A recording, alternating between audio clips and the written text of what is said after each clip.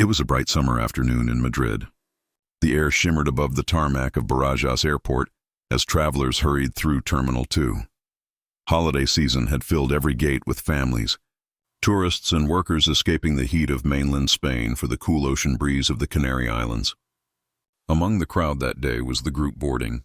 Spanair Flight 5222, a McDonnell Douglas MD-82 bound for Las Palmas. The scheduled departure time was 1 p.m. Captain Antonio Garcia Luna, a 39-year-old pilot with years of experience on the MD-80 series, led the crew. His first officer, Francisco Millet, was equally seasoned. The flight attendants greeted passengers with the practiced warmth of routine.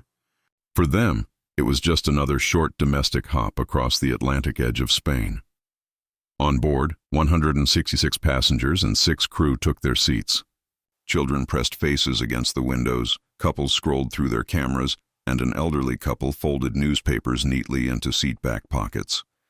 At the front, the cockpit hummed with the familiar rhythm of checklists and switch clicks. But that morning, the airplane had already hinted at trouble.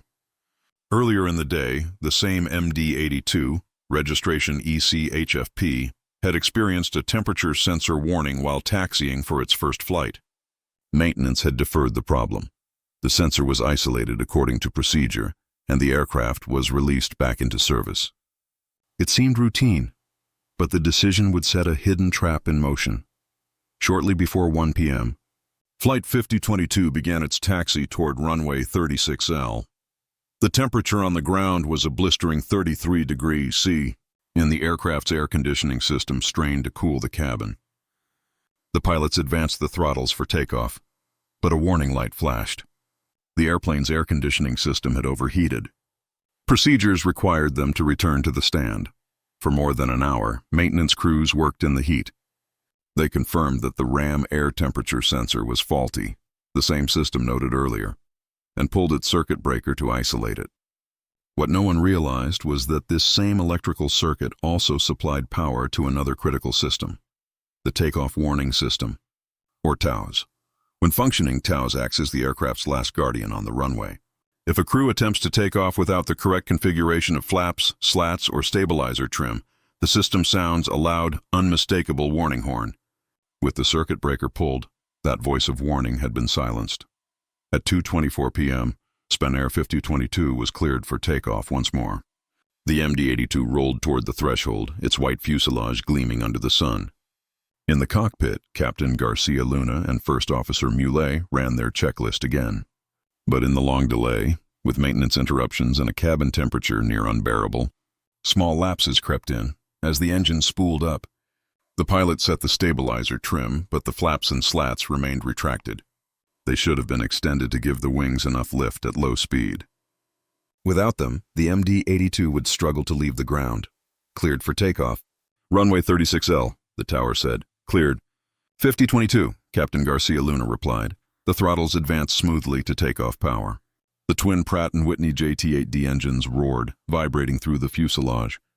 Passengers felt the surge press them into their seats as the aircraft gathered speed. Inside the cockpit, all seemed normal. No alarm sounded. No warning lights flashed. The takeoff warning system was silent, fatally silent. At 2:25 p.m., the MD-82 raced past 120 knots. First Officer Millet called V1, decision speed, the moment after which the takeoff could no longer be safely aborted. Seconds later, rotate. Captain Garcia Luna eased back on the control column. The nose lifted, the main wheels left the ground. But the wings, unaugmented by flaps and slats, could not generate the needed lift. The aircraft climbed barely 6 meters above the runway, less than the height of a small house. Almost instantly, the stall warning blared. Stick shaker, vibration, and the desperate sound of the ground proximity alarm filled the cockpit. The right wing dropped. The MD-82 rolled, yawed, and slammed down onto the field beside the runway. The left wing struck first, tearing away and igniting the fuel. In less than 10 seconds, Spanair Flight 5022's journey was over. A massive fireball erupted near the airport's perimeter, sending thick black smoke into the sky. Emergency crews at Barajas responded within minutes, racing across the field toward the flames.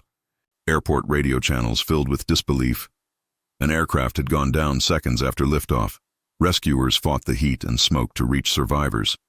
Against impossible odds, 21 people were pulled alive from the wreckage. Most had been seated near the rear, where the impact forces were slightly less severe. Many were badly burned. Others trapped beneath twisted metal. Within hours, Spanish media carried the shocking headline, "Spanair Flight 5022 crashes after takeoff from Madrid. Over 150 feared dead." As night fell, floodlights illuminated the charred remains of the MD-82. Investigators from Spain's Civil Aviation Accident and Incident Investigation Commission, the CIAC, arrived on scene. Their mission was to understand how a routine domestic flight could disintegrate just seconds after liftoff. The next morning, black boxes were recovered, the flight data recorder and the cockpit voice recorder. When analysts replayed the final 2 minutes of cockpit conversation, they heard calm professionalism, checklist calls, standard coordination, and then confusion as the stall warning sounded. No mention of flaps or slats appeared in the transcript. The flight data recorder confirmed the unthinkable. Both flaps and slats had remained fully retracted throughout takeoff. Without them, the MD-82's wings could not produce sufficient lift at low speed, but investigators needed to know why. Pilots are trained to verify flap settings on every departure. In the MD-82's cockpit, an indicator shows flap and slat positions clearly. How could 2 trained aviators have missed it, and why had no warning sounded? In the hangar, technicians inspected the remnants of the cockpit. They traced wiring diagrams and circuit breakers. That's when they discovered the clue. The circuit for the faulty air temperature probe, the one maintenance had isolated earlier, shared power with the takeoff warning system. Pulling that breaker had silenced the horn that should have saved the flight. The pieces fit together painfully. A chain of small, understandable actions, each compliant with procedures, had aligned into catastrophe. Maintenance had followed the manual. The pilots had followed their checklists, but in the confusion of delay and oppressive heat, they likely believed they had set the flaps. The absence of a warning confirmed their assumption. Investigators reconstructed the aircraft's acceleration and flight path frame by frame. The MD-82 lifted only 12 meters before stalling. Its right wing dropped 15 degrees, clipping the ground and breaking apart. The fire spread instantly. For the families, the following days were unbearable. At Madrid's IFEMA Convention Center, relatives waited for news, clutching photographs, hoping their loved ones were among the survivors. Some waited through the night, only to hear their worst fears confirmed. In total, 154 lives were lost, the worst aviation disaster in Spain in 25 years. Only 18 passengers and 3 crew members survived. Across the nation, grief turned to questions. How could such a modern aircraft leave the ground improperly configured? Why had the takeoff warning system failed without notice? The CIAIC's final report, released in 2011, answered with precision. The immediate cause was clear: takeoff with flaps and slats retracted. Contributing factors included the absence of the warning due to the deactivated circuit, and the failure of maintenance and operating procedures to prevent that hidden dependency. The report also highlighted human factors: stress, heat, time pressure, and interruptions that disrupted the pilot's normal routine. It recommended redesigning maintenance procedures to prevent unrelated systems from sharing critical electrical circuits, improving training on checklist discipline, and reinforcing the role of independent verification before takeoff. Spanair and its parent company, SAS Group, implemented changes rapidly. Spanish aviation authorities introduced new oversight measures. And Boeing, which had acquired McDonnell Douglas, issued service bulletins to ensure the takeoff warning system could never again lose power unnoticed. For the survivors, recovery was slow and painful. Some endured months in hospitals with burns and fractures. Many carried memories of those final seconds, the sudden loss of lift, the violent roll, the darkness afterward. They became the living witnesses of what went wrong. Families of the victims formed an association to seek answers and preserve memory. Each August at Madrid's Barajas airport, they gather near a small memorial, a bronze sculpture of intertwined wings, to read aloud the names of 154 men, women, and children who never reached Las Palmas. In the years since, Spanair ceased operations, unable to recover from financial strain and the shadow of tragedy.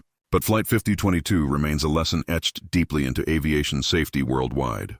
It reminds engineers, mechanics, and pilots that even the smallest switch, a single circuit breaker, can separate routine from disaster. At the end of every checklist, crews still call out the same verification. Flaps, slats, trim, set for takeoff. The words carry the silent memory of Madrid. On that hot afternoon, the passengers of Flight 5022 expected nothing more than a short flight to the Canary Islands.